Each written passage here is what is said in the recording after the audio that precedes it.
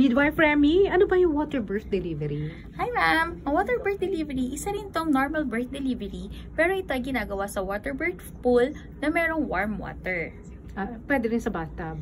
Yes, bathtub, pwede rin po. Basta warm water yung ginagamit na tubig. So, bakit ginagawa yun? Ang water birth delivery po or water immersion is nakakatulong siya para ma-ease yung labor pains. So, ito yung natural relief ng pain niya during their labor. So, hindi naman malulunod si baby kasi hindi po. Sanay na siya mag-swimming. Yes, sa loob po ng tummy ni mami, nagsiswim na si baby doon. So, parang extension lang siya from dun sa sa tummy ni mami palabas. Okay. So paano 'yun pag kunyari lumabas na si baby, kinatch nyo? Paano yung pag-ahon sa kanya? Biglaan ba o mabagal lang?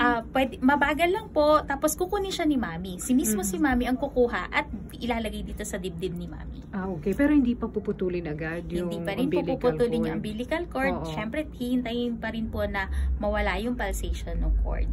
Okay. Paano yung dugo? Tuloy-tuloy na umaagos yun? Yes, pwede rin naman po, pero minimal lang naman po. Okay. So, mas okay ba water birth delivery kaysa yung nakahiga ka lang sa kama?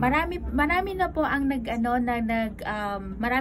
marami na rin po ang sumusubok ng water birth delivery kasi nasubukan po nila na mas nare-relax po sila during their labor tsaka yung panganganak nila. Okay. Thank you so much. Thank you po.